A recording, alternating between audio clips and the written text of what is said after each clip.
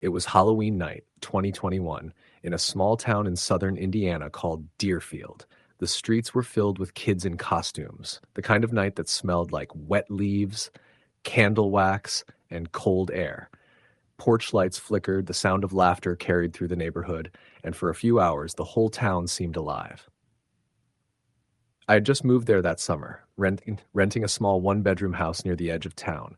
I was 29, working nights at a delivery warehouse, and didn't know many people yet. My house sat near the end of a street that backed up to a thick patch of woods. The neighbors had told me the woods were off limits, that there was old farmland buried back there, and sometimes people heard things they couldn't explain. I didn't pay much attention. Every small town had its ghost stories. That Halloween, I'd taken the night off for once.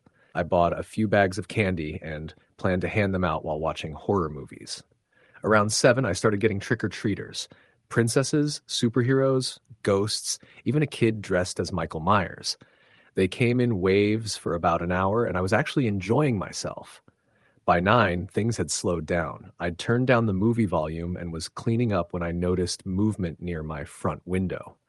At first, I thought it was another group of kids, but when I looked, I only saw one. A small girl in a faded clown costume, standing alone by the edge of my porch. Her mask was old-fashioned, the kind made of hard plastic with thin elastic straps. She didn't have a candy bag, just her hands clasped in front of her. I opened the door halfway. "Hey there, happy Halloween." She didn't say anything. "Want some candy?" I held out the bowl. She tilted her head slowly, the way kids do when they're curious, or when something isn't right. Then she whispered, "Trick." Her voice was soft, almost too soft. "Okay," I said, chuckling nervously. "Well, here's a treat anyway." When I turned to grab a piece of candy, I looked back and she was gone. I stepped out onto the porch, scanning the street. Nothing, just wind moving the leaves. Weird, but I figured her parents had called her back or something. A few minutes later, I locked the door and sat back down. Around 10, the neighborhood had gone mostly dark. No more kids, no cars driving by. I shut off the porch light and decided to go to bed. That's when I heard knocking. 3 slow knocks. I froze. It wasn't from the front door, it was from the back. I lived alone, and my back door opened to a small yard that bordered the woods. Nobody ever came that way. My first thought was that it was some drunk teenagers messing around. I grabbed a flashlight and headed to the kitchen. The knocking came again. 3 knocks, evenly spaced. I turned on the back porch light, but it flickered weakly. The glass of the door was fogged from the cold, and I could barely make out a shape on the other side. "Hello?" I said cautiously. No answer. The knocking came one more time, softer this time, almost like a tap. I reached for the doorknob, but something in me said not to. My stomach twisted, and the air felt wrong, heavy still. Then I heard it, a giggle, high-pitched, childlike. I backed away slowly. "All right, whoever this is, it's not funny." The giggling stopped. For a long minute, I stood there in silence, the hum of the fridge the only sound. Then I saw something pressed against the glass from the outside, a handprint. Small, smudged. That was enough. I turned off the porch light, locked the back door, and went to bed. I didn't sleep well. The next morning, I went outside. There were small footprints in the damp dirt near my porch, barefoot, leading toward the woods. That day, I asked my neighbor, an older woman named Mrs. Grant, if she'd seen any kids around late last night. She looked uneasy. "No," she said, "but you shouldn't be out there after dark, especially near the woods." "Why?" I asked. She hesitated. "There used to be a family that lived on the other side of those woods, the Harpers. They had a daughter, maybe 8 or 9. Halloween night, 1982, she went missing while trick-or-treating. They found her clown mask at the edge of the woods, but not her. The family moved away a few months later." I felt my skin crawl. "They never found her?" She shook her head. "Every Halloween since, people say they see her walking the streets alone, always the same mask." I laughed it off, told myself it was a coincidence. But that night, I couldn't stop thinking about the girl, the way she whispered "trick," the way she vanished. For a week, nothing happened. Then strange things started. One night, I came home from work around 2 a.m. and found a small pumpkin sitting on my porch. I hadn't put it there. It was carved with a crooked smile and 2 round eyes. I figured maybe some kids were playing a prank. I tossed it into the trash. The next morning, it was back. sitting in the exact same spot, clean, not even smashed or dirty. I tried to ignore it, but then I started hearing things. Light footsteps outside my windows, whispering in the trees. My security light would flicker on and off with no one there. On October 30th, the night before Halloween, I came home late again. It was cold and misty, and as I parked in my driveway, my headlights caught something by the tree line. Someone standing there, half hidden behind a tree. I couldn't see their face, but I recognized the shape immediately, the small clown costume. I got out, heart racing. "Hey," I called. The figure darted into the woods. I ran to the edge of the yard, but the darkness was too thick. The woods stretched on forever. That night I barely slept. Every sound made me jump. Halloween night came again. I told myself I'd stay calm, that it was all just someone trying to scare me. I didn't turn on the porch light. I didn't hand out candy. I sat in the dark, watching old movies with the volume low. Around 11:30, I started hearing it again. Knocking. 3 knocks on the front door this time. I sat frozen. Then came a voice. A child's voice, muffled through the door. "Trick or treat." I didn't answer. "Trick or treat," it repeated, softer now. I forced myself to look through the peephole. The girl was standing there again. Same clown mask, same faded costume, but this time there was something dripping from the bottom of her mask. I couldn't tell what it was. Her head tilted to one side. Then slowly, she raised her hand and knocked again, 3 times. I stumbled back from the door. My heart was pounding so hard I thought I'd pass out. The knocking stopped. A moment later, I heard footsteps circling around to the back of the house. I grabbed my phone and called 911, whispering into the receiver. The dispatcher said someone would be there soon. Then the power went out. I stood in complete darkness, the only sound my own breathing. The footsteps stopped right outside the kitchen. I could hear them on the porch. Then a faint scratching sound, something dragging across the glass of the back door. I pointed my flashlight toward it. For a split second, I saw a small hand pressed against the window, and then another, and another. There were more of them now, small, pale hands covering the glass. I ran to the front of the house and bolted out the door. The street was empty, silent. The air felt frozen. From the woods behind me, I heard giggling, dozens of high-pitched, overlapping voices. When the police arrived, they searched the area. They found no footprints, no signs of anyone. But they did find one thing. My trash can had been knocked over, and inside was the same pumpkin I'd thrown out before. Only now, the face carved into it had changed. It was frowning. I moved out a week later. That winter, I read an old local newspaper article about the Harper girl. It said when she vanished, police found her mask and a small pumpkin at the edge of the woods, carved with a frown. I never went back to Deerfield, but every Halloween, no matter where I move, I find a small pumpkin on my porch, always with that same crooked frown. And sometimes, if I stay up late enough, I hear 3 knocks on my door. Story the end. It was Halloween night in 2019 in a small suburban town outside of Kansas City called Bluevale. I'd only lived there for a few months after moving for a job at a local logistics company. The neighborhood was nice, quiet, friendly, full of families who took pride in decorating their homes.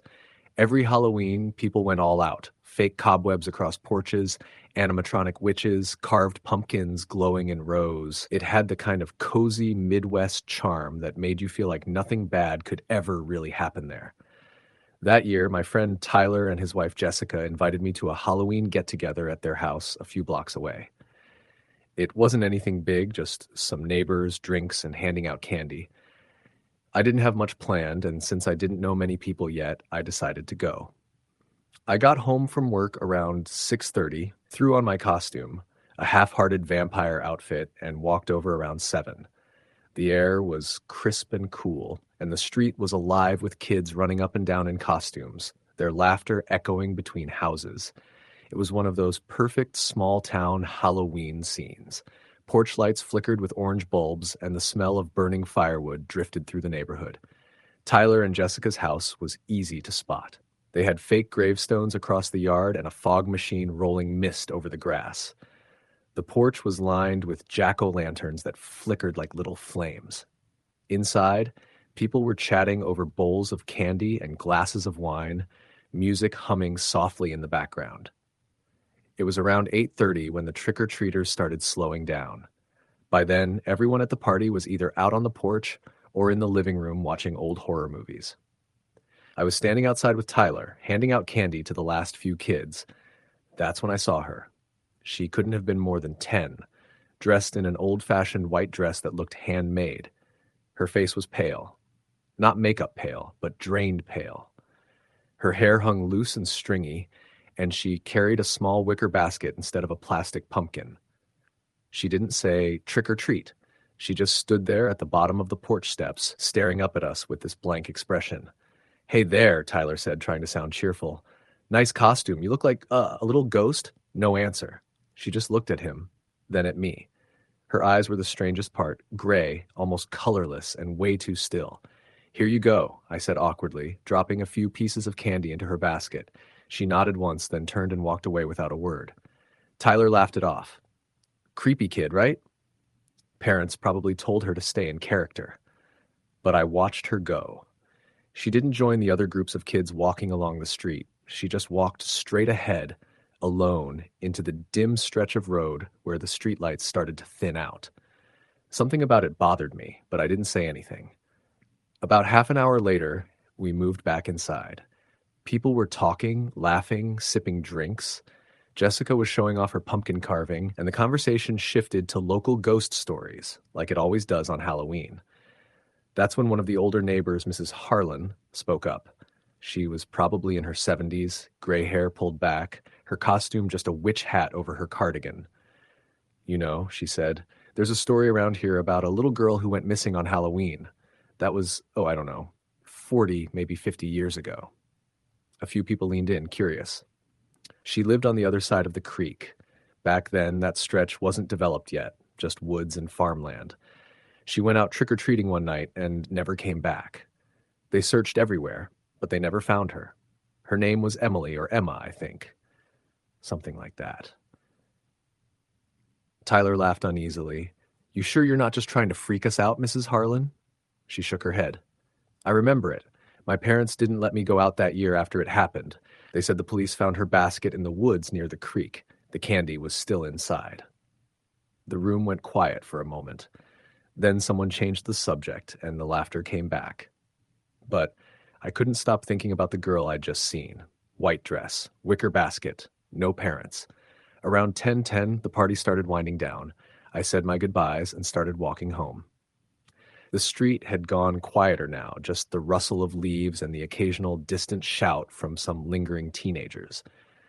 When I turned onto my street, I noticed something strange. Up ahead, under the streetlight near my house, someone was standing perfectly still. The fog had thickened, and at first I thought it was just another neighbor or maybe a decoration. But as I got closer, I saw the outline of that white dress. The girl. She was standing there, facing the direction of my house. I froze. The streetlight flickered, and in that unsteady glow, I could see her basket hanging from one hand. "Hey," I called, trying to sound calm. "Are you okay? Do you need help getting home?" No answer. She slowly turned her head toward me, but her face was shadowed. I took a step closer, and the light above us flickered again. And then she was gone. Just gone. No running footsteps. No sound. 1 second she was there, the next, nothing. I stood there for a good 30 seconds, staring into the empty space under the streetlight, my heart hammering. I told myself she must have slipped into the fog or ducked behind a car, but the street was completely still. When I finally got inside, I locked the door behind me and laughed nervously to myself. Maybe it was a prank. Maybe one of the neighborhood kids was having fun. That's all it had to be. But later that night, around 1 a.m., I woke up to the sound of something tapping on my front window. It was soft, just a light tap, tap, tap. I lay there, frozen, listening. It came again, 3 slow taps against the glass. I pulled the curtain aside just enough to look, and there she was. Standing outside, barefoot now, dressed dirty and torn. Her gray eyes were staring right at me through the glass. I stumbled back, heart racing. When I looked again, she was gone. I called the police.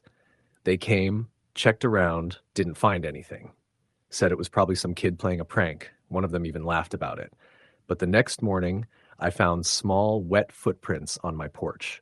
They led up to the window and then back down toward the sidewalk. Bare footprints, no shoes. I didn't tell anyone about that. The following night, Halloween was over. The decorations were still up, but the street was quiet again. I tried to shake it off, telling myself it was over. But around the same time, 1 a.m., I heard something again. Not tapping this time, whispering. It sounded like it was coming from the hallway. I sat up, straining to listen. It was a child's voice, faint and rhythmic, like a sing-song whisper. I grabbed my phone, turned on the flashlight, and walked slowly into the hall. The whispering stopped. Then I noticed something on the floor. A small piece of candy. A wrapped caramel. I hadn't bought any caramels that Halloween. I bent down to pick it up, and another piece rolled out from the shadows near the bathroom door. And another. They led toward the back door. When I reached it, the curtain over the small window was swaying slightly, as if someone had just brushed past it. My porch light flickered. I opened the curtain. Outside on the step sat the wicker basket. It was the same one. I recognized the frayed edge of the handle. Inside were pieces of candy, wrapped, untouched. And at the bottom, half buried under them, was a Polaroid photo. It showed a little girl standing at the edge of a creek, wearing the same white dress. Her face was turned toward the camera, but the photo was so old and discolored it was hard to make out details. On the back, someone had written a date, October 31st, 1972. My stomach dropped. I called the police again. They took the basket, the photo, everything. One of them, the same officer who'd come the night before, looked uneasy when he saw the date. After they left, I couldn't sleep. I just sat there with every light on until dawn. Over the next few days, nothing happened. The police came back once to ask a few more questions. They couldn't find any record of a missing person named Emily from that year, but they did say something strange. The area by the creek where that girl supposedly disappeared had been fenced off years ago after a flood. They said the photo matched the general area. By the end of the week, I started to feel normal again. Halloween decorations came down, the fog cleared. Then, one night about 2 weeks later, I got a knock at the door around 11 p.m. When I opened it, no one was there, just an envelope on the porch. Inside was another photo. This one was newer. It showed my house, taken from across the street. The lights were on, and in the window you could see me sitting on the couch, staring at my phone. It was taken sometime that week. I slammed the door and locked every window. The police came again, searched around, didn't find anything. They told me it was probably some kid trying to scare me. But that night I heard the whispering again. Only this time, it was inside the house. I couldn't tell where it was coming from. It seemed to echo from everywhere at once. A faint, sing-song voice. Then, over the sound, I heard the front door creak. I froze. The door had been locked. Slowly, I turned the corner into the hallway, shining my phone's light toward the front of the house. The door was still closed, but the lock was undone. I heard the faint sound of footsteps on the wooden floor. Light, bare. I whispered, "Who's there?" No answer. Then something moved in the reflection of the window, just behind me. I turned, and for the briefest second, I saw her again. The little girl in white, standing just beyond the glow of my flashlight. Her head tilted slightly, eyes blank, and then she was gone. I ran out of that house. Spent the night at Tyler and Jessica's, though I didn't tell them exactly what had happened. A few days later, I moved out. I couldn't stay there anymore. I didn't go far, just across town to an apartment complex. New locks, new neighbors, new everything. But sometimes, especially around Halloween, I still see things. A shadow in the corner of a photo I take, a small figure standing across the street at night. And once last year, I came home to find a single piece of caramel candy sitting on my doorstep. No note, no basket, just that. I left it there until the next morning. When I finally opened the door again, it was gone. Story, the end. It was Halloween night in 2017, the first one I'd spent back in my hometown of Denton, Illinois, in nearly a decade.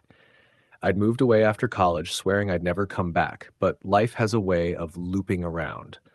My father had passed away in the spring, and the old house he left behind had sat empty for months. My sister lived in Oregon and wanted nothing to do with it. I'd taken a few weeks off work to come handle things, clean out the place, get it ready to sell, maybe breathe some air that didn't smell like the city for once. The house sat at the far end of Willow Creek Road, tucked between a patch of dense woods and an empty cornfield. When I was a kid, that isolation had felt like freedom, room to play, to explore, to run wild. As an adult, returning to After Dark felt more like stepping into an old memory that didn't want me anymore. The trees pressed close, the branches scraping against the roof when the wind picked up. The porch light flickered like it always had, and the boards groaned under my feet in the same way I remembered.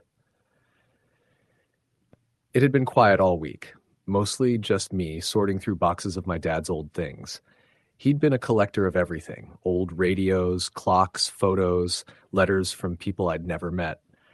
I'd been planning to drive back to Chicago the morning after Halloween, but the town was buzzing about their annual celebration, the Willow Creek Haunt. It had been going on for years, part trick-or-treat event, part haunted trail in the woods. I figured I'd stay one more night, just for nostalgia's sake. Around 6, I turned on the porch light and set out a bowl of candy for any early trick-or-treaters. None came. Out here, houses were spread too far apart for kids to bother. Still, I left it there, maybe out of habit more than anything. I opened a beer, sat on the steps, and watched the sky deepen into that cold October blue. A thin layer of fog started creeping in from the woods as the last bits of sunlight faded.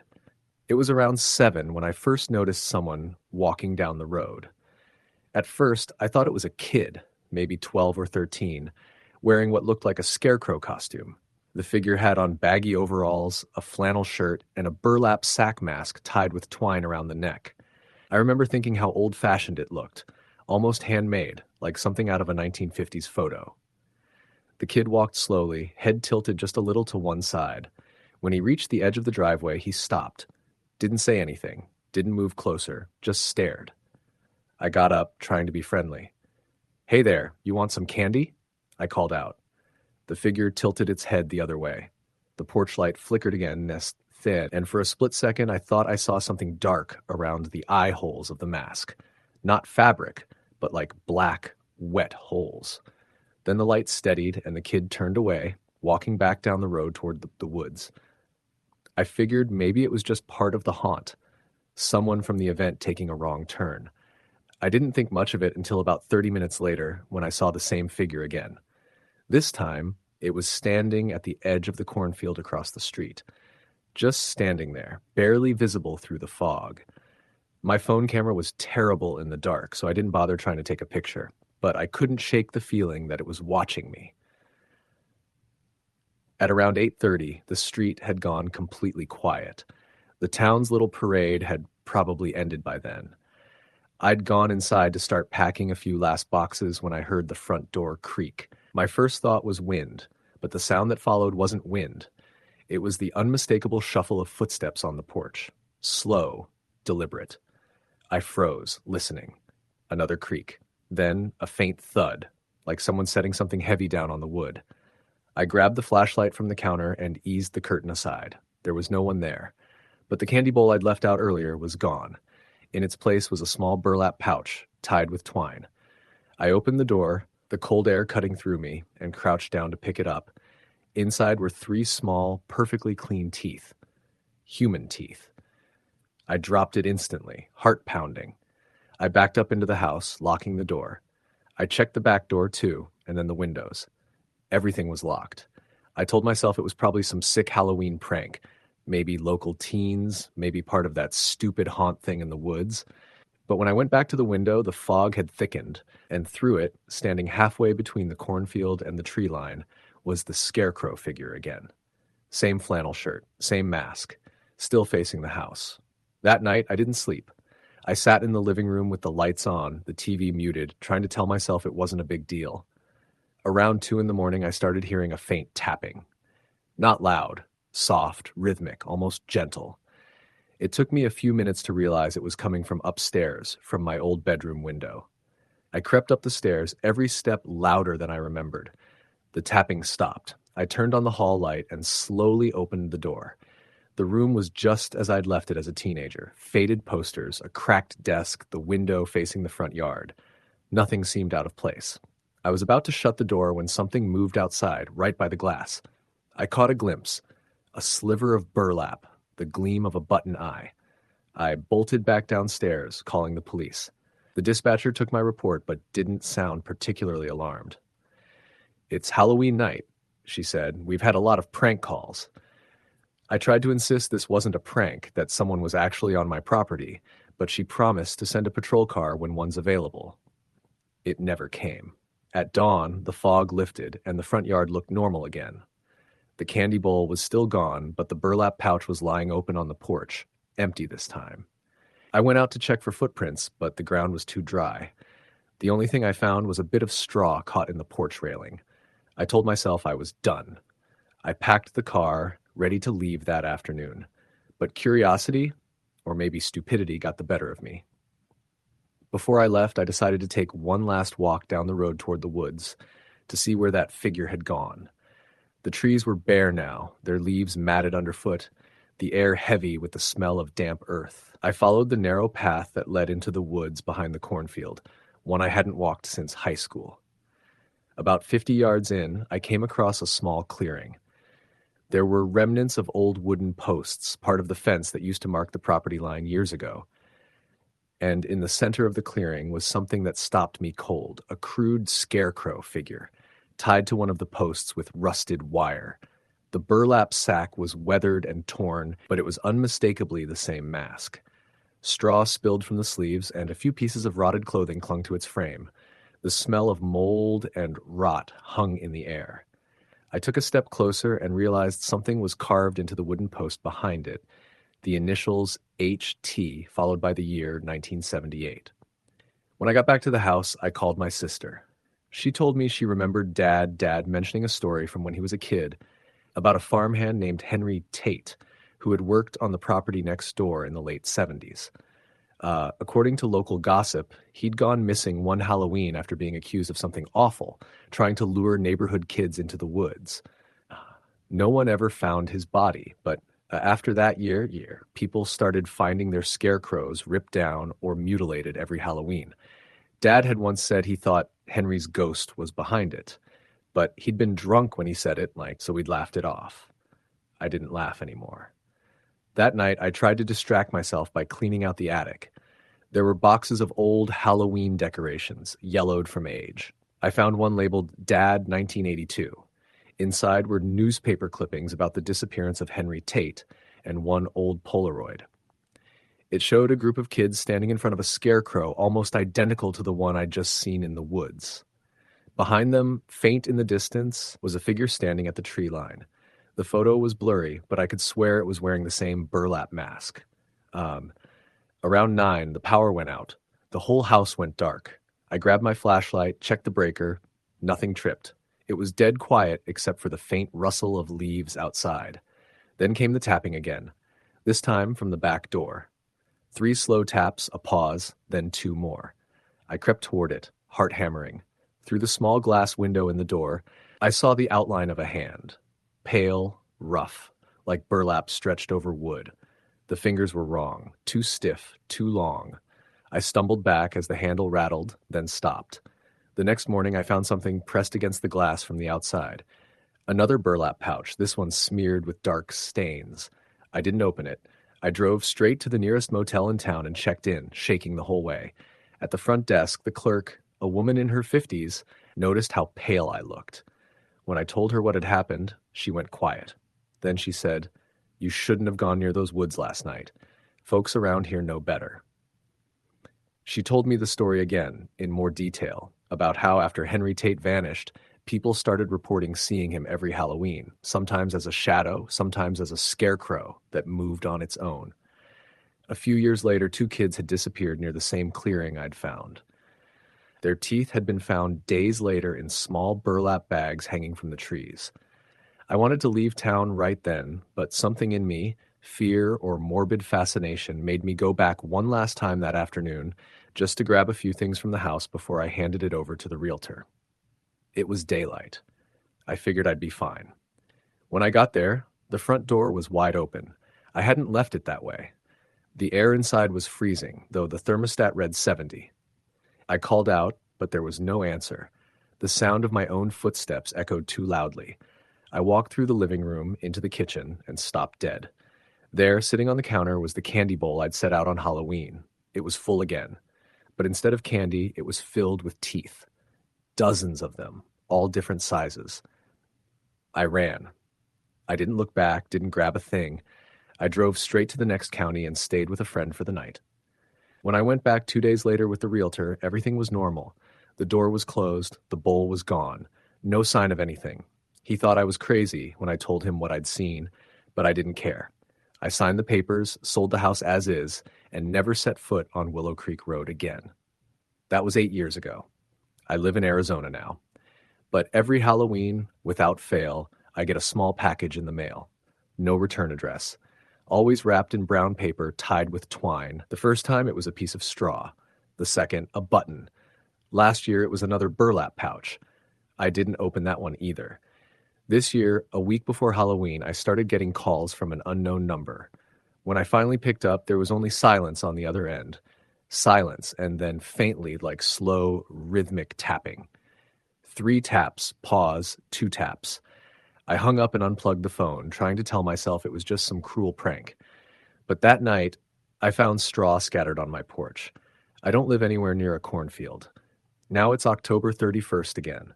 I haven't slept in 2 nights. Every creak outside sounds like footsteps on a porch. Every gust of wind feels like breath against the window. I don't answer the door anymore, but about an hour ago I heard it again, soft tapping right by the front door. I looked through the peephole. There was no one there, just a small burlap pouch on the mat. I can see it even now from the couch, sitting under the porch light. It's moving slightly, like something inside is shifting. I'm not opening it. I swear I'm not. But there's a sound coming from it now. Faint, like whispering, dry and papery, almost like someone breathing through fabric. And the porch light just went out. Story the end. It was Halloween night in 2020, in a quiet town called Cedar Hollow, Indiana. The kind of place where everyone knew each other, and kids trick-or-treated until nearly 10 o'clock. Houses lined the streets with carved pumpkins and fake cobwebs, and the smell of bonfires drifted through the air. The town was picturesque, normal, but that night, something felt off. Eli Thompson, 23, had returned to Cedar Hollow after finishing his first year of graduate school. He was staying with his parents for the weekend and had agreed to join a group of friends for a small Halloween gathering at an old barn outside of town. The barn was set back in the woods, long abandoned, and had been the subject of numerous local ghost stories.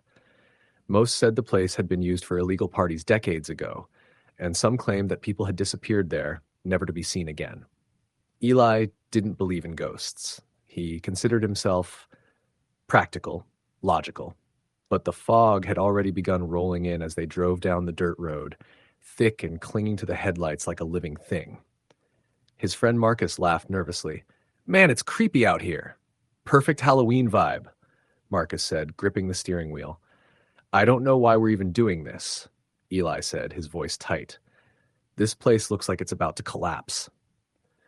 The barn came into view, a dark silhouette with a sagging roof and boards missing from the sides. A few of the group had already arrived, and the soft glow of lanterns flickered from inside. They parked and made their way through the mud, crunching dead leaves underfoot. The air was cold and heavy, smelling of wet earth and something else, something faintly metallic. Inside, the barn was lit with lanterns and strings of orange lights. Dust motes floated in the air, stirred by their movement. Old wooden beams groaned under the weight of the roof, and broken hay bales littered the corners. About 10 people were there, most familiar faces from high school. They greeted each other, joking about the barn's creepy reputation. "Don't go down to the loft," one of them warned, smirking. "Some people say you can still hear things up there at night." Eli rolled his eyes. "Yeah, like what? Ghosts with pitchforks?" They drank, laughed, and shared old stories until someone suggested a horror story circle. Eli tried to avoid it, but curiosity got the better of him when Marcus mentioned the barn's history. "There was a guy named Henry Black," Marcus said, leaning on a post. "Back in the 70s, he hosted wild parties here. One Halloween, he disappeared. No one knows what happened. Some say the barn, it's like it keeps him there, trapped." Alex, one of the girls, shivered. "Stop it. You're just scaring yourself." But Eli felt a tight knot in his chest. He looked around the barn. The shadows seemed to stretch farther than they should. Every creak of the beams made him jump. By midnight, most of the group had left or passed out. Eli, Marcus, and two others, Jenna and Lucas, decided to explore the loft. The ladder to the second level was old, rickety, and covered in dust. Seriously? Eli said. This looks like it could collapse any second. Relax, Marcus said. It'll be fine. They climbed up slowly. The loft smelled worse, damp, moldy, and faintly of blood. Eli's flashlight flickered as he swept it across the space. Old party decorations hung in tatters, broken furniture was scattered around, and then he saw it. A small pile of children's toys, coated in dust, in the corner. Dolls, a toy train, a jack-o'-lantern bucket. That's weird, Jenna said. Probably left over from some old Halloween, Marcus said, but his voice lacked confidence. Eli stepped closer, shining the flashlight over the pile. One of the dolls seemed off. Its eyes were painted too realistically, and its head was tilted at an unnatural angle. He reached to touch it, and the flashlight flickered. When it came back, the doll had moved, a few inches closer to the center of the loft. Did anyone else see that? Eli whispered. Jenna grabbed his arm. Don't. Just stop. Let's go. But before they could leave, the floorboards behind them creaked, slow, deliberate steps. They froze. Marcus whispered, "Who's there?" No answer. Only more creaking, moving closer. Eli's flashlight flickered again, then went out entirely. The loft was pitch black. Then they heard it. The soft sound of children laughing, faint, coming from all directions. Not just children, but chanting. A low, repetitive chant in a language Eli didn't recognize. Panic set in. They scrambled toward the ladder, but when Eli reached for it, the wood beneath his hands felt wet. Dark, sticky. He screamed. The others screamed. Something brushed past them, cold, wet, like fingers against their skin. They clawed their way down the ladder, slipping, hitting the hay bales below. When they reached the ground, the barn door was locked. Every time they tried, it wouldn't budge. The laughter grew louder. It was now inside the barn, echoing off the walls. The air was thick, almost suffocating. Eli felt hands, small, icy, brush against his shoulders. He turned. No one was there, yet the whispers came closer. Stay. Play. Forever, Jenna cried out. We need to get out. Suddenly, a shape appeared in the lantern light, a boy, pale, soaked, and smiling unnaturally. His clothes were shredded and dripping, as if he had been in the rain for days. Behind him, shadows moved, dozens of figures, all children, watching, silent, except for that soft, endless laughter. Eli grabbed a hammer from a nearby workbench and swung it at the nearest figure. It passed through, nothing but air.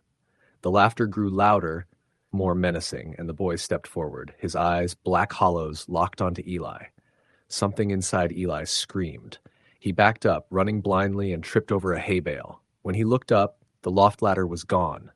The shadows of children swirled around him. Marcus and Jenna were shouting, but their voices sounded distant, like underwater. Then, as suddenly as it started, silence fell. The barn went dark, the shadows disappeared. Eli opened his eyes to find himself outside, rain falling lightly. Jenna and Marcus were next to him, drenched, shaking. The barn looked the same, dark, silent, abandoned. No footprints in the mud, no sign that anything had happened. They ran back to town and didn't speak of it for weeks. Eli tried to rationalize it, maybe panic, alcohol, the wind, but the memory was too vivid. He could still hear the laughter when he closed his eyes. A few days later, news came in. A child had gone missing near the woods outside Cedar Hollow. No trace of the boy was found. The townspeople whispered about the old barn, but no one dared go there. Eli moved away shortly after, but he still dreams of that night. Sometimes he wakes up, convinced he hears tiny footsteps in his room, or the soft, wet brush of fingers against his skin. And some nights, when it rains and the wind shifts just whereas he can hear faint laughter in the distance, calling his name. Story the end. It was the last Friday of October, the air sharp and full of the smell of dry leaves and wood smoke. Halloween was 2 days away, and the small town of Maple Hollow, tucked between dark stretches of forest and farmland, was already lit up with fake cobwebs and orange lights strung along porches. It was the kind of town where everyone knew everyone, where the police station had one holding cell and the coffee shop doubled as the town's gossip hub. That year, though, Halloween felt different. Not exciting different. Off different. There had been talk around town, small things people brushed off but didn't forget, a missing dog or two. Someone's pumpkin smashed in the night with no sound, even though they swore they'd been awake. And the high school janitor, old Mr. Barlow, kept telling anyone who'd listen that someone or something had been in the gym at night, long after everyone had gone home. It was easy to dismiss until what happened that Halloween weekend. I was 17 then, a senior in high school. My friends and I, Tyler, Jess, and Megan, had grown up together in Maple Hollow. Every Halloween, we had this tradition of doing something braver than the last year. One year, we snuck into the woods behind the old quarry. Another year, we climbed up to the roof of the abandoned sawmill to watch the fireworks from town. This year, Tyler had a new idea. He wanted to break into the old McPherson house. Everyone in town knew the story. The McPhersons had been a family that lived on the edge of town about 30 years ago.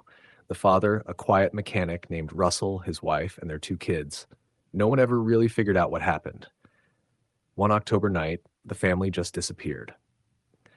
Their dinner was still on the table when police arrived. Candles burned down to stubs, plates half finished, chairs pushed back as if they'd stood up mid-meal. No signs of struggle, no blood, no forced entry. It was like they'd stood up and walked into the woods and never came back. The house had sat empty since. The bank that owned it couldn't sell it. Every few years, someone tried to renovate it, but the workers never lasted more than a week. Tools went missing, lights flickered, and one contractor swore he saw someone standing in an upstairs window when no one was inside. He left his tools and never came back. So, naturally, Tyler thought it would be perfect for Halloween. We met at his house around 9 p.m. that Friday. His parents were gone for the weekend, and he'd packed a backpack full of flashlights, snacks, and a crowbar, just in case the door was locked. Jess rolled her eyes when she saw it. "You know, breaking and entering is still illegal, right?" she said, adjusting her witch hat. Tyler grinned. "It's not breaking and entering if the house is abandoned. It's urban exploration." Megan laughed. "Urban exploration in a town with one gas station. Sure, Ty." I didn't say much. I wasn't scared exactly, but I'd always had this uneasy feeling about that house. You could see it from the highway if you looked just right through the trees. A 2-story farmhouse with peeling white paint, a crooked porch, and windows so black it looked like the house was wearing a mask. Still, it was Halloween weekend. What was I going to do? Back out? We parked down the road about a quarter mile from the driveway and walked the rest of the way. The night was cold, the sky so clear you could see your breath under the moonlight. The trees along the driveway leaned inward like they were trying to hide what was ahead. When the house finally came into view, none of us spoke for a minute. Even Tyler, usually the loudest of us, got quiet. It was worse up close. The paint had peeled away to gray wood. The porch sagged in the middle, the steps half rotted. One of the upstairs windows was cracked open slightly, its curtains hanging limp like something had clawed at them. The whole place had this stillness, like the world forgot it existed. "Creepy enough for you?" Tyler said finally, though his voice sounded forced. Jess gave a little nervous laugh. "I already regret this." We went around back where the door hung half open. Tyler pushed it with his boot and it swung in with a long moaning creak. The smell hit first. Mold, rot, dust. The air was thick and stale, like it hadn't moved in years. I turned on my flashlight and swept it across the kitchen. Plates still sat on the table, just like the stories said. The food was long gone, but you could see the faint stains on the plates, like ghosts of old meals. Tyler whistled. They weren't kidding about the dinner thing. Megan crouched by one of the chairs, running her fingers along a dark mark on the floor. "Looks like candle wax." We moved from room to room. The living room had old furniture covered in sheets, a fireplace full of ashes. Upstairs, the bedrooms still had beds made, toys on the floor, even clothes in the closets. It was like time had stopped here. But it wasn't just that. It was the feeling. The deeper we went, the heavier the air felt, like the house was full of static.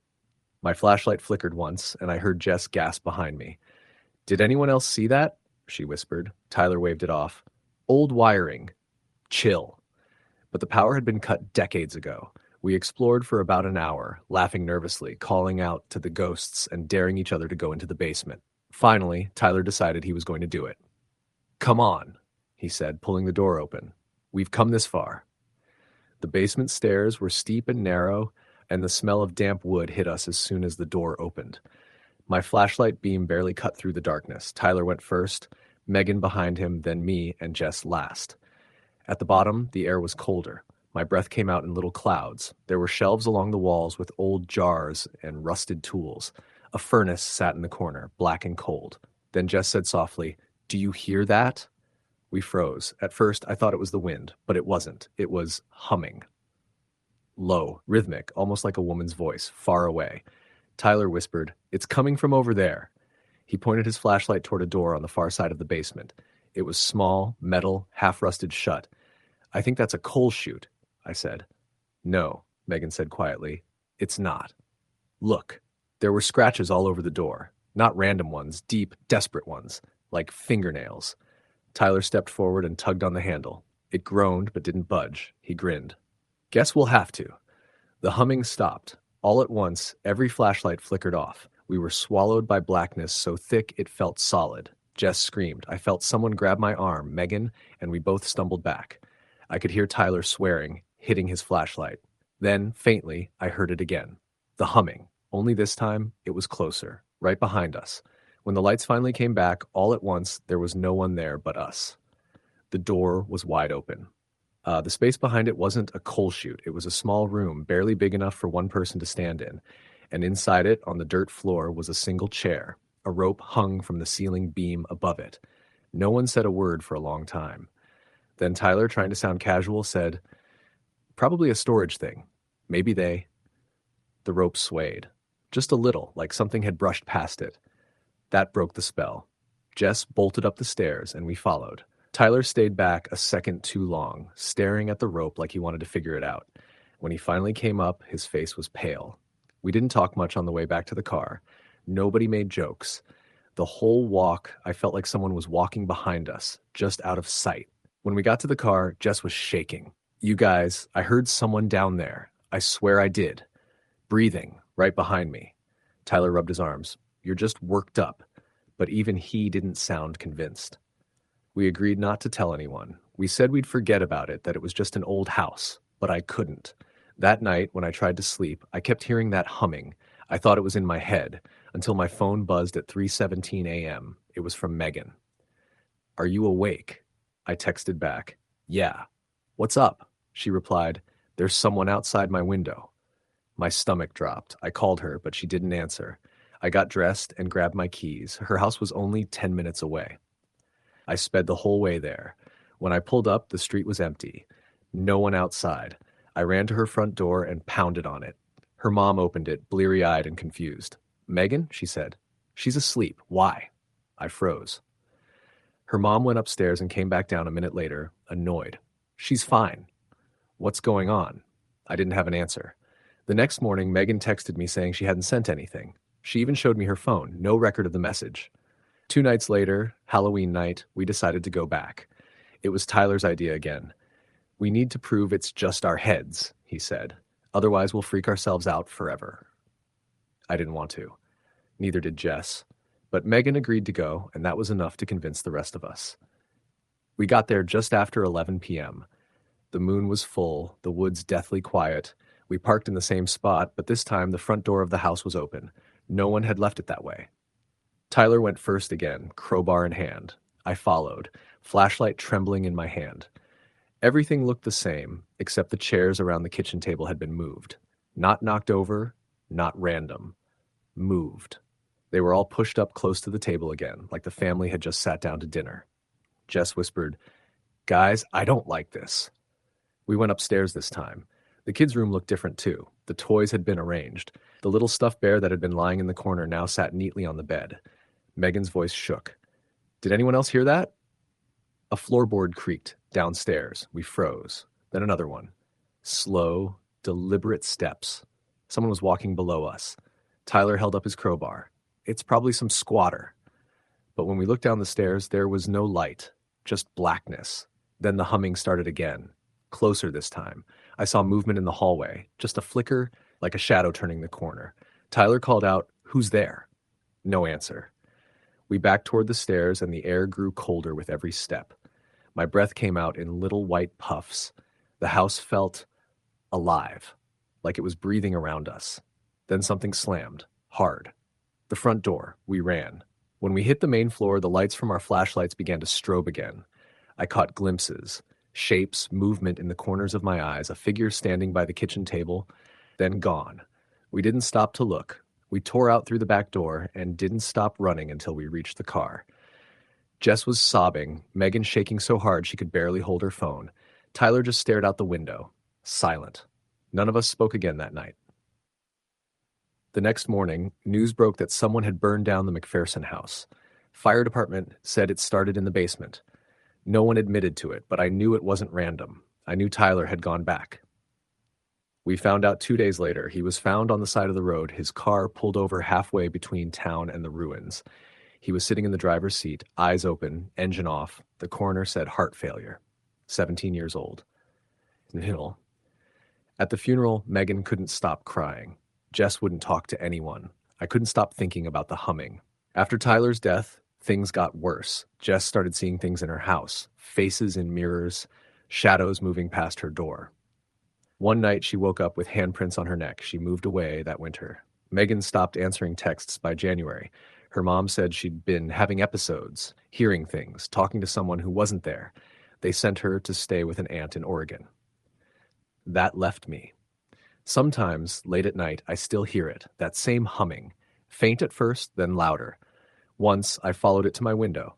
There was someone standing outside. A tall, dark figure. It didn't move, didn't make a sound, just stood there like it was waiting. When I blinked, it was gone. It's been years now, but every Halloween, I still hear that humming again. It comes from nowhere and everywhere at once. And sometimes if I listen too long, I start to recognize it. It's Megan's voice. Story the end. It was Halloween night in 2019 in a small town called Meadowbrook, Ohio. One of those places where people still put real candles in their pumpkins and kids still went trick-or-treating until 9 at night without parents hovering too close. The leaves had turned brittle and gold, scattering across the cracked sidewalks, and the air had that sharp chill that smelled like smoke and rain. Mia Jensen had just turned 23. She was back in her hometown after college, working part-time at the library while figuring out what to do with her life.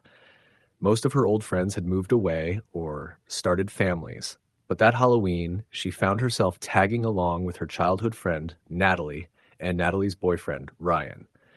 They were throwing a small party at Ryan's parents' lake house on the outskirts of town, Mfzede, a place she hadn't been since high school. Ryan's parents were gone for the weekend, and he had invited a handful of people, mostly locals, to hang out, drink, and celebrate. Mia wasn't big on parties anymore, but something about that night felt nostalgic. Maybe it was the way the fog had rolled across the lake that afternoon, or maybe the way the town smelled like burning leaves and candy corn. Halloween in Meadowbrook always had a certain charm to it, but that night, there was something else beneath it. Something darker that people would whisper about for years after. The drive out to the lake house took about 20 minutes. The roads wound past the edge of town and through stretches of trees that looked skeletal in the dim light.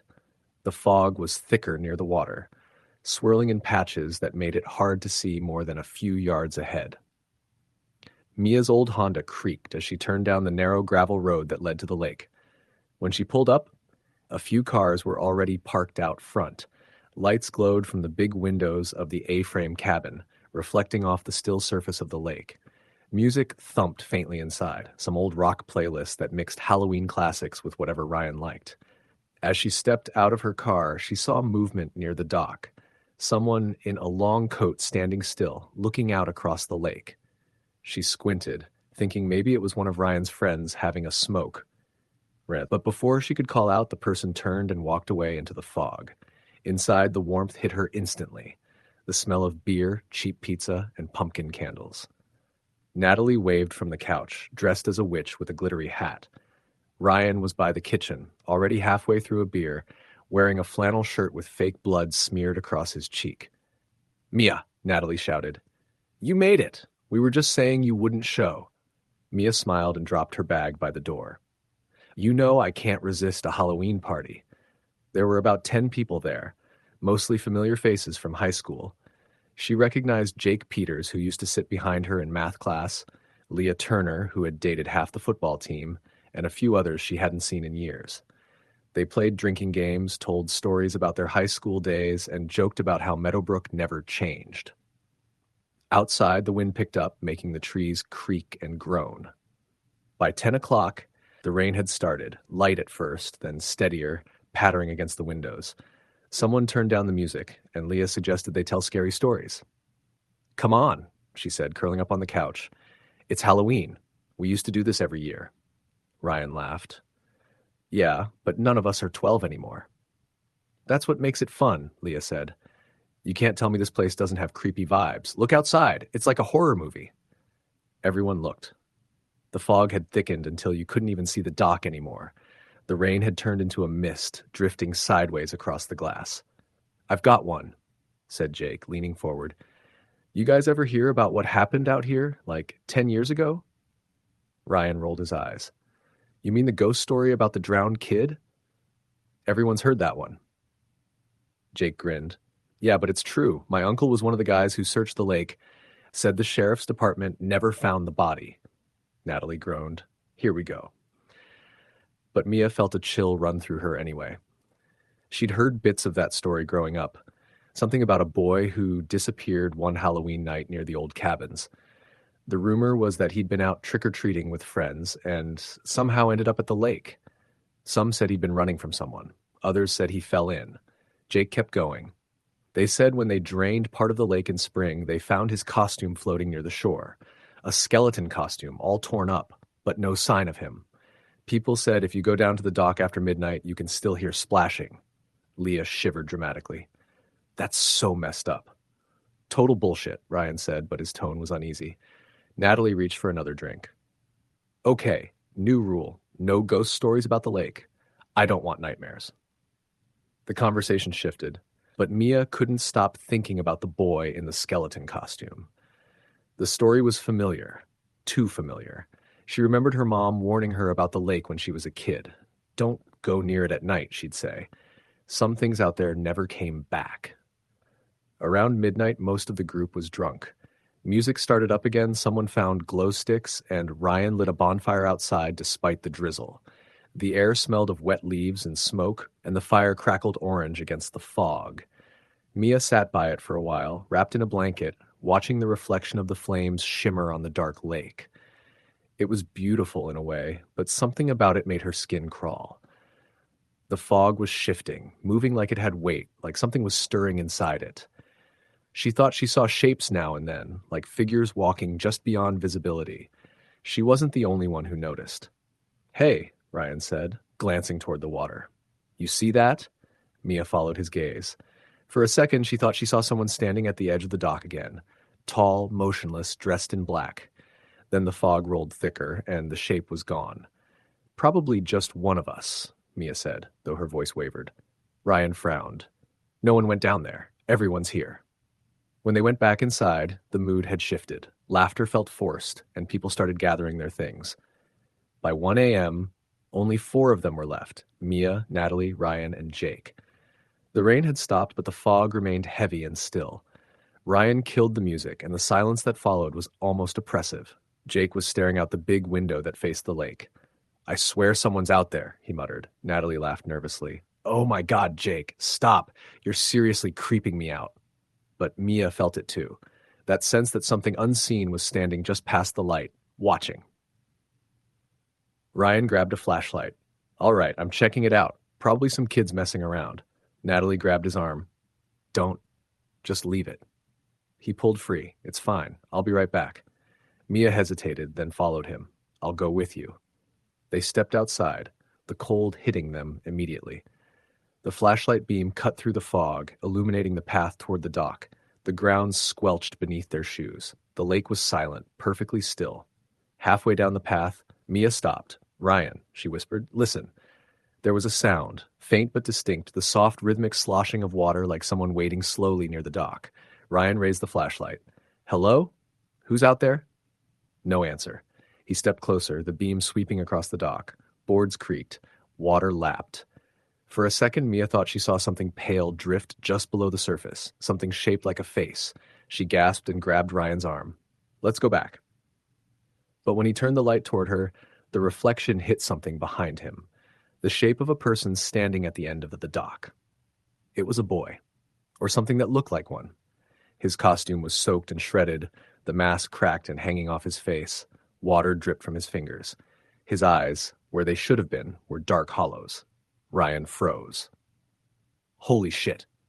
Before he could finish, the light flickered and went out. Mia screamed. She turned to run, tripped, hit the wet ground. She heard Ryan shouting her name, then silence. Not the kind of silence where sound fades, but a total absence of it. When she scrambled up and turned back, Ryan was gone. The dock was empty. She ran. Through the fog, through the cold, heart hammering so hard it made her ears ring.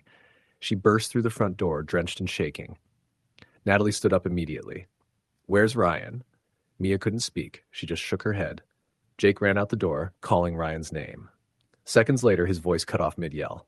Natalie screamed. Mia backed toward the window. The fog outside was pressed against the glass now, thick like smoke. And then, faintly, there were handprints. Wet, small handprints streaking down the outside of the window pane. They locked the doors, called 911. The dispatcher said a unit was on the way, but the signal kept cutting out. They waited. 5 minutes, 10, maybe 30. Every few minutes, there'd be another sound outside. A creak, a splash, a knock. At one point, the back door rattled. Mia held her breath, gripping a kitchen knife she'd found on the counter. Then came a single, deliberate knock. 3 times. Natalie whispered, "It's him." Mia shook her head. "Don't say that." The door handle turned slowly, once, twice, then stopped. They stayed there until headlights finally appeared through the fog. 2 sheriff's deputies walked up to the porch, flashlights cutting through the haze. Mia and Natalie ran to them, crying and shouting over each other. By the time they explained what had happened, the fog had started to thin. The officers searched the dock, the woods, the road. No sign of Ryan, no sign of Jake. The next morning, the sheriff organized a full search of the lake. They found Ryan's flashlight floating near the dock. Batteries dead, casing cracked. They found Jake's shoe halfway down the shore. But neither of them turned up. Natalie moved away a month later. She never talked about that night again. Mia stayed in Meadowbrook, but she couldn't shake what she saw. Sometimes she dreamed of that boy, dripping wet, standing at the edge of the lake, staring with those hollow eyes. Sometimes, on foggy nights, she thought she heard splashing near the docks again. In 2021, during a drought, part of the lake receded. A fisherman found bones near the old dock, tangled in weeds. Small bones. A child's. The sheriff said they might belong to a boy who went missing back in 1998. They closed the case quietly. No one mentioned Ryan or Jake. But people in Meadowbrook still talk about the lake house. Teenagers dare each other to go there every Halloween, to walk down the old dock after midnight and look into the water. Some say if the fog is thick enough, you can see 3 shapes beneath the surface. One tall, one shorter, and one small. And sometimes when the air is still and the moon is hidden, the lake ripples for no reason at all. Story the end. It was Halloween night, 2017, in a small, quiet town tucked into the hills of northern Pennsylvania called Millbrook, the kind of town that only seemed alive once a year, when the leaves turned orange and kids in cheap costumes ran down the cracked sidewalks with pillowcases full of candy. Every house glowed with jack-o'-lanterns flickering light against the cold, misty air. But not every house participated. One house on the far end of Willow Street was dark. No decorations, no porch light, just a sagging 2-story home with chipped paint and overgrown bushes swallowing the path to the front door. The locals called it the Barlow House. I had just turned 24 and had moved back into town after years away at college. My mom had gotten remarried and moved to Pittsburgh, but I couldn't stand city life. Millbrook, with its quiet streets and familiar corners, was supposed to be a temporary stop before I figured out what was next. I was renting a small apartment above a hardware store downtown and working the closing shift at the gas station by the highway. Halloween had always been my favorite holiday as a kid, but that year I wasn't in the mood. Work had been stressful, money was tight, and I was feeling that creeping sense of loneliness that tends to come when the nights start getting longer. My friend Mark, who I'd known since high school, convinced me to come to a small get-together he was hosting. Just a few beers, some food, a fire out back, he'd said. We'll even tell some ghost stories like we used to. I figured why not. When I pulled up to Mark's house around 8, his driveway was already packed with cars. The air smelled like wood smoke, and laughter echoed from behind the house. The trees around his yard were half bare, their branches swaying and scraping against each other like something alive. Out back, everyone was gathered around a fire pit.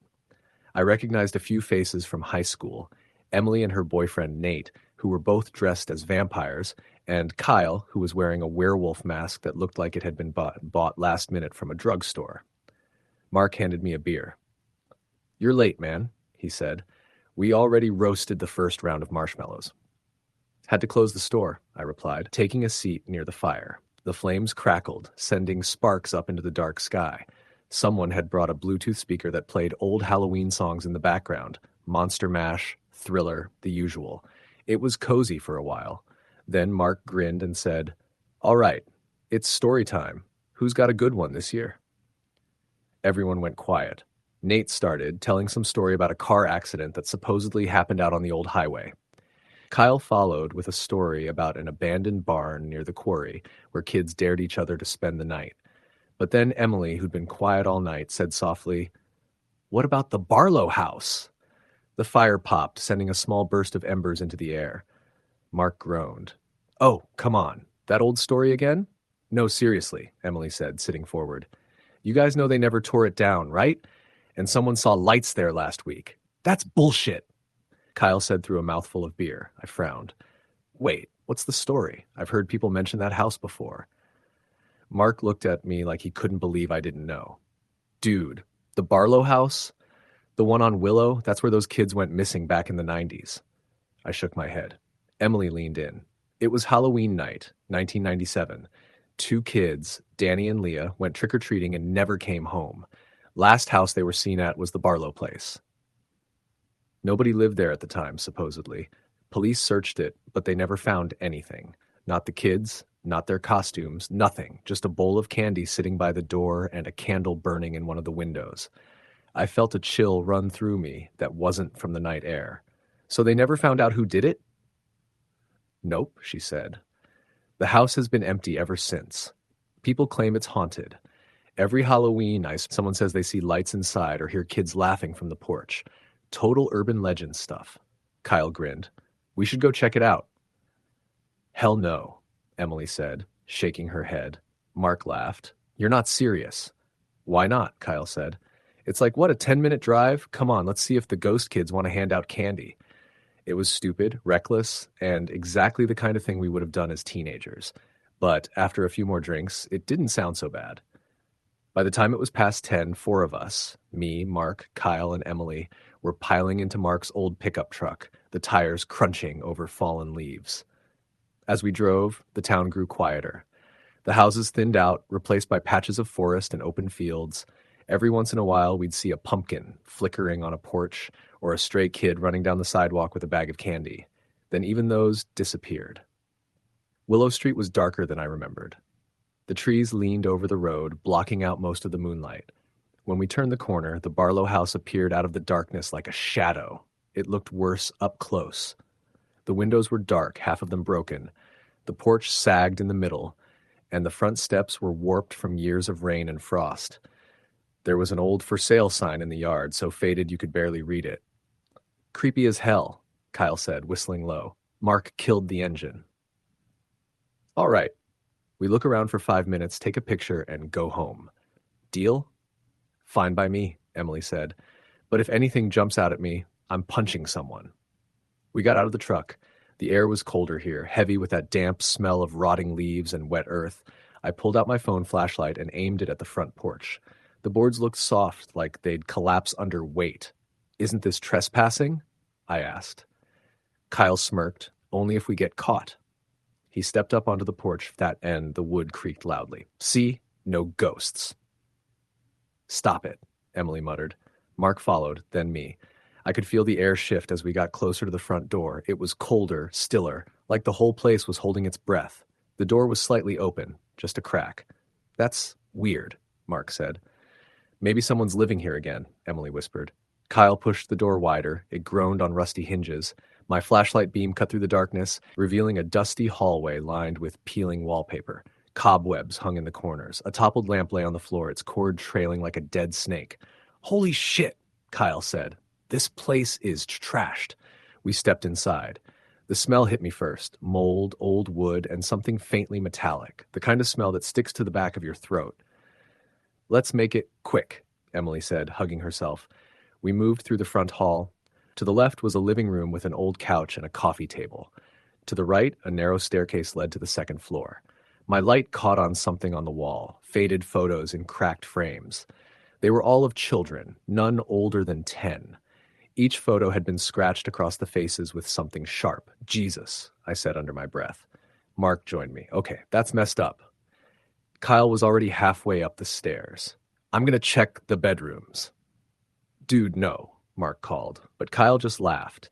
A moment later, we heard him moving around upstairs. The floorboards creaked above us. Then silence. "Kyle?" Emily said. No answer. Mark sighed. "He's probably hiding, trying to freak us out." We waited, still nothing. Then footsteps. Slow, deliberate. But they weren't coming from upstairs. They were coming from the back of the house. Mark's flashlight flicked toward the hallway.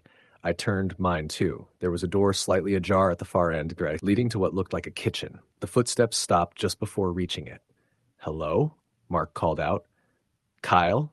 No response. Emily whispered, "Let's just go." But Mark was stubborn. "If someone's here, we should make sure they're not, squatting or something." Before I could stop him, he was walking down the hallway. I followed, my heart thudding so hard I could hear it in my ears. The floor groaned under every step. We reached the kitchen door. Mark pushed it open slowly. The beam of his flashlight swept across the room and landed on Kyle. He was standing perfectly still by the back door, his back to us. "Kyle?" I said, relieved for a split second. "Man, you scared the crap out of us." He didn't move. Mark laughed nervously. "Dude, come on." That's when Kyle turned around. His eyes were wide, glassy, like he wasn't really seeing us. His mouth moved, but no sound came out. Then, in a voice that didn't sound like his, he whispered, "She's upstairs." Emily gasped. "What?" Mark said. Kyle's body stiffened. His head tilted slightly to the side, and he whispered again, "She's upstairs. The kids don't like visitors." I felt a wave of cold pass through me, like someone had opened a freezer door. "Okay, we're leaving," I said, grabbing Mark's arm. But before we could move, we heard something upstairs. A creaking sound. Then another. Footsteps, slow and uneven, pacing back and forth. Kyle suddenly snapped out of whatever trance he was in and gasped like he'd just come up for air. "What? What the hell?" Emily screamed. A shadow moved at the top of the stairs, just visible in the dim light from our phones. It was small, about the size of a child, and it darted across the hallway. "Go!" Mark yelled. We bolted. The floorboards moaned beneath our feet as we tore through the hall and out the front door. I didn't even look back. My only thought was to reach the truck. We piled in, gasping for air. Mark fumbled with the keys, hands shaking. The engine sputtered to life, and we sped down the street. No one spoke for a long time. When we finally stopped at the gas station by the highway, the clock on the dashboard said it was nearly midnight. Emily was crying quietly. Kyle stared out the window, pale and sweating. "What the hell happened back there?" Mark said finally. Kyle shook his head. I don't know. I went upstairs and there were these toys, like kids' toys, all lined up on the floor. And there was this sound, humming, like a little girl humming a song. Then everything went dark for a second. I couldn't move. And I heard someone whisper in my ear. "What did they say?" I asked. He swallowed. "They said, you shouldn't have come." None of us slept that night. The next morning, Mark texted all of us saying he'd gone by the Barlow place to prove it was all in our heads. But he never made it there. Halfway down Willow Street, his truck broke down. When a tow truck came, the driver swore the battery had been completely drained, like something had sucked it dry. We tried to move on, but over the next few weeks, weird things started happening. Emily said she'd wake up at night and hear knocking at her window. Always 3 knocks, soft but deliberate. Kyle's apartment lights would flicker, even when the power was steady. I started hearing children's laughter whenever I closed up the gas station alone at night. At first, I told myself it was all just leftover fear. But then things got worse. One night, I woke up to the sound of my apartment door creaking open. I lived alone. I grabbed a flashlight and walked to the living room. The door was still locked, but right in the middle of the floor was a piece of candy corn. The next day I called Mark. He didn't answer. I texted him. No reply. The following morning I got a call from his sister. Mark had been found in his truck parked near the old bridge outside town. He'd been dead for hours. No signs of struggle. No drugs or alcohol in his system. Just sitting there, eyes wide open, like he'd seen something he couldn't believe. The police called it sudden cardiac arrest. But I knew better. We buried him the following week. Kyle and Emily were there, both looking like they hadn't slept in days. When it was over, Emily pulled me aside. "I keep seeing her," she whispered. "Who?" "The woman from the house." My blood ran cold. "What woman?" "The one Kyle was talking about," she said. "The one upstairs. She's been standing at the end of my driveway every night since we left, just watching." I didn't believe her, at least not at first. But that night I dreamed of the house, of walking through the front door again, the same hallway, the same broken lamp. Only this time, the photos on the wall weren't scratched out. They were new. And one of them showed me standing on that porch. When I woke up, there was dirt on my shoes. I stopped going to work for a while after that. I barely left my apartment. Every shadow looked like a person, every sound like footsteps behind me. Halloween decorations started going up around town again, cheerful skeletons and ghosts hanging from porches, but I couldn't stand to look at them. A few nights before Halloween, Emily disappeared.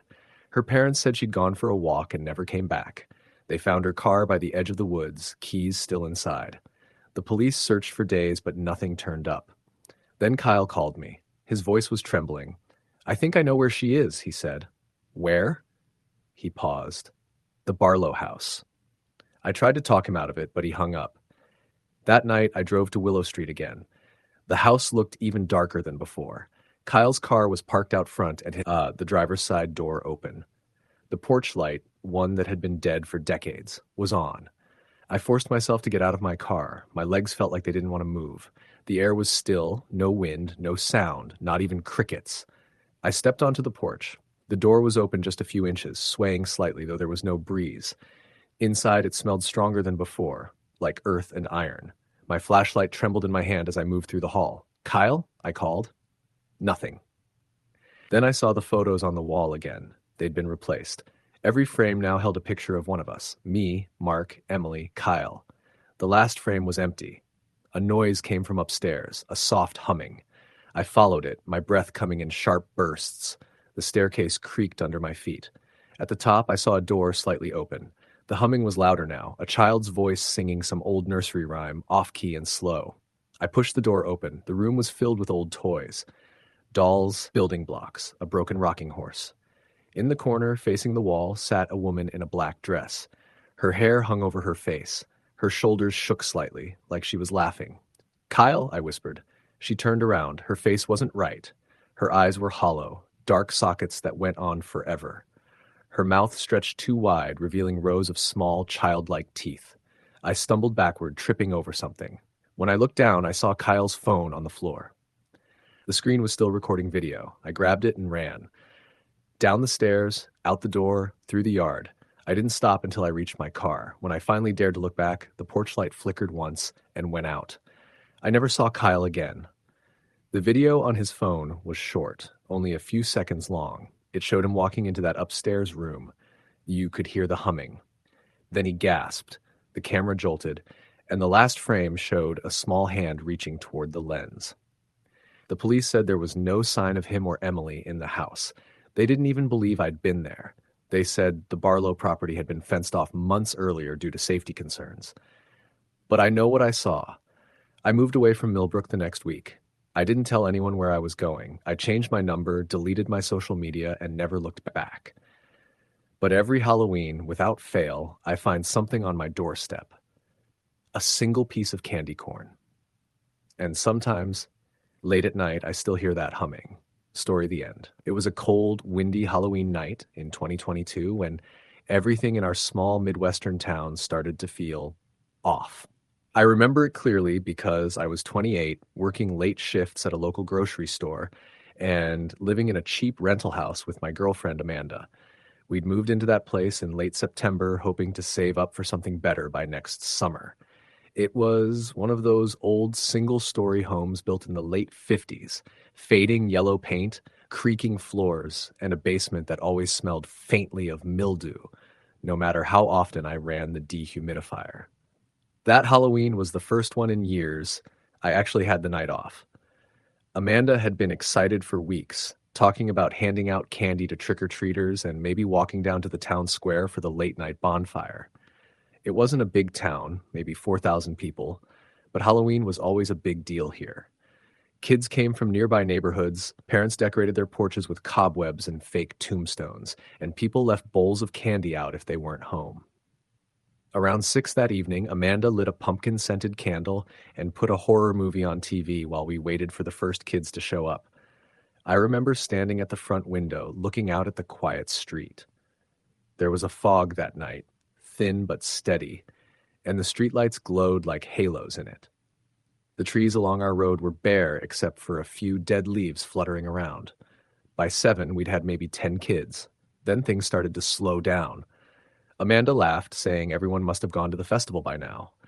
But even as she said it, I noticed something strange. Across the street, an older house sat dark, the porch light off, no decorations. I'd noticed before that no one seemed to live there. The windows were dusty, the grass overgrown. But that night, I saw a faint flicker inside one of the upstairs windows. It was subtle, like a candle flame, or maybe a flashlight beam shifting. I mentioned it to Amanda, but she shrugged. Probably someone checking the place out, she said, or maybe squatters. She went back to handing out candy. But I kept watching. The flicker appeared again. Then, clear as day, a figure moved past the window. Tall, maybe a man, but completely still once he reached the glass. I couldn't make out his face, but the silhouette was dark, head slightly tilted as if watching something. That house had been empty for years, from what our landlord said. The owner had died there back in the 90s. Supposedly a heart attack. The place had never sold afterward. Some people in town said it was haunted. I didn't believe in that crap. But that night, I couldn't shake the unease that crawled through my chest. I stepped outside to get a better look. The cold hit me immediately, the kind that seeps into your skin. The fog had thickened, blurring the houses down the block. I heard laughter faintly from somewhere down the street, but no footsteps nearby.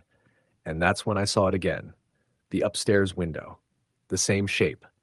But this time, the figure wasn't just standing still. It looked like it was pressed right up against the glass, as though peering down directly at me. For a second, I thought my eyes were playing tricks on me. But when I took a step closer to the street, the light in the window blinked out. The silhouette was gone. When I went back inside, Amanda teased me for creeping around like a horror movie extra. I laughed it off, but the truth was, I felt uneasy the rest of the night. Every time I glanced at that house, I expected to see someone standing there again. By 9:30, the trick-or-treaters had stopped completely. We decided to call it a night. I blew out the candles while Amanda cleaned up the candy wrappers. That's when there was a knock at the door. It startled both of us. It wasn't a normal knock. It was slow, deliberate, like someone tapping their knuckles 3 times, pausing, then 3 times again. Amanda smiled nervously. "Late trick-or-treaters?" she asked. But I don't know. Something about the sound felt wrong. It didn't have the impatient rhythm kids usually had. I opened the door slowly, so that there was no one there, just the fog rolling down the porch steps and the faint rustle of leaves scraping the sidewalk. Amanda joined me at the doorway, peering out. "Weird," she muttered. "Maybe they ran off?" "Yeah," I said quietly, but I didn't believe that.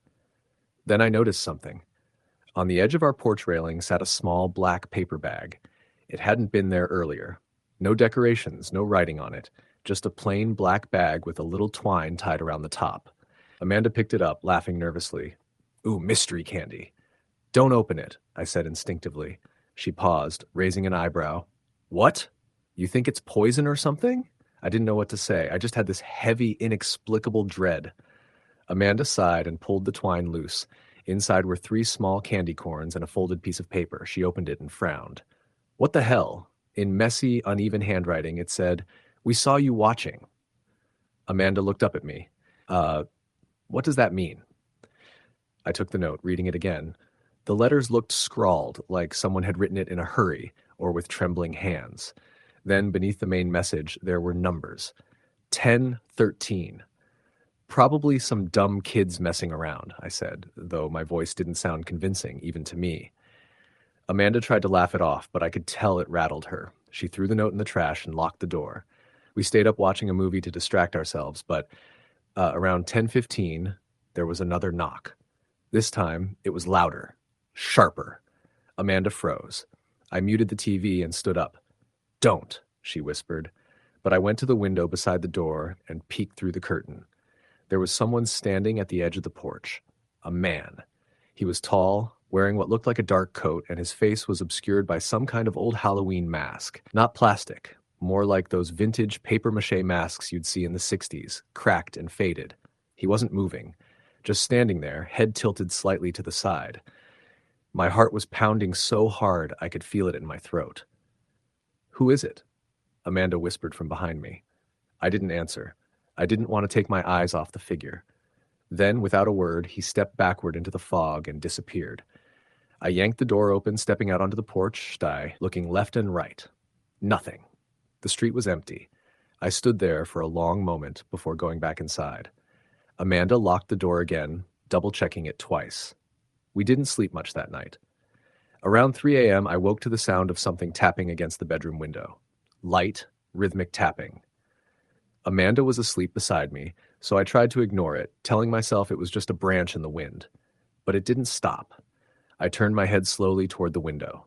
Through the sheer curtain, I could see the faint outline of a hand pressed against the glass. Not moving, just pressed there, as though someone was standing right outside. My body froze. I couldn't move, couldn't breathe. Then, as suddenly as it appeared, the hand slid down the glass and vanished. The next morning, I went outside to check. There were faint smudges on the window, 5 long streaks where the condensation had been wiped away. We called the police. They came by, took a report, said it was probably a prank. "Halloween brings out all kinds of weirdos," one of them said. But I noticed something the officer didn't. In the dirt below the window, there were footprints. Bare feet. That day, I decided to install cameras around the house. Just some cheap motion sensor ones from the hardware store. Amanda didn't want to be there that night, so she stayed with a friend. I stayed behind to finish setting things up. Around dusk, I checked the footage from the previous night again. Nothing but fog and the occasional passing car. No sign of anyone near the porch or window. Still, the feeling of being watched wouldn't leave me. When the sun went down, I locked all the doors, drew the curtains, and sat on the couch with the TV on low. Every creak in the house made me jump. Around 10 p.m., I heard it again. Knock, knock, knock. Slow, deliberate. I muted the TV. My pulse raced. The knocks came again. Knock, knock, knock. I grabbed my phone, opened the security camera app. Nothing showed on the front porch feed. But when I switched to the side yard camera, I saw it. Someone standing by the basement window, wearing the same old mask. They were just standing there, facing the camera directly. Then they tilted their head again, the same way as before. I stared at the screen in disbelief. The timestamp read 10:13. I ran to the kitchen, grabbed the baseball bat I kept by the back door, and flicked on the outside light. But by the time I looked, they were gone. I called the police again. They came, searched the yard, found nothing. No footprints this time, no signs of forced entry. One of the officers who suggested it might have been a kid with a costume and a phone jammer messing with my Wi-Fi. After they left, I sat on the couch until dawn, too scared to sleep. When Amanda came home the next morning, she wanted to leave immediately. "Just for a few days," she said. "We can stay at my sister's." But I didn't want to abandon the place. "It's Halloween weekend," I said. "If we bail, whoever's doing this wins." She didn't like it, but she agreed to stay, on the condition that we'd both leave if anything else happened. That night, the fog returned thicker than ever. We kept all the lights on. Around 8, we were sitting together on the couch when the power flickered. Then it went out completely. Amanda grabbed her phone for light, but the screen was black. "It's dead," she said. It was at 60%. Mine was dead too. We sat there in the dark for maybe 2 minutes before the motion light outside the front window turned on. Through the thin curtains, we saw a shadow move across the porch. Someone was there again. I reached for the bat, my hands shaking. Then the light went out. Silence. Amanda whispered, "Please, let's go," but I couldn't move. I was listening. There were footsteps now, slow, deliberate, moving from the front porch to the side of the house. Then a scraping sound, like fingernails on wood. It circled the house, pausing occasionally. The sound stopped at the back door. We sat frozen, barely breathing. Then the doorknob started to turn. Amanda screamed. I jumped up, ran to the door, and yelled, "I'm calling the police." The sound stopped. A few seconds later, the motion light outside the back door clicked on. Through the small window, I saw the same figure standing there, mask cracked down one side, head tilted. In his hand, he was holding something, a black paper bag, just like before. I shouted again, but he didn't move. Then slowly, he lifted the bag and placed it on the step, and then he walked backward into the fog until he was gone. The police came again. They found the bag. Inside was another note. This one said, "It's your turn now." After that night, we left. Packed what we could and moved to Amanda's sister's place 2 towns over. I went back once a few weeks later during the day just to grab some tools I'd left behind. The landlord was there too, fixing a broken window. He asked if we'd noticed anything strange while we lived there. When I told him, he looked uneasy. He said, "You're not the first tenants to mention that." Apparently, every Halloween for the past 5 years, someone had reported seeing a masked figure near that property or finding notes on their doorstep, always with the same handwriting. The police never caught anyone, and that house across the street, the one I'd seen the light in, was finally torn down last spring. But here's the thing. This past Halloween, a package showed up at our new apartment. No return address. Inside was a small black paper bag and a note. "We still see you." Story the end.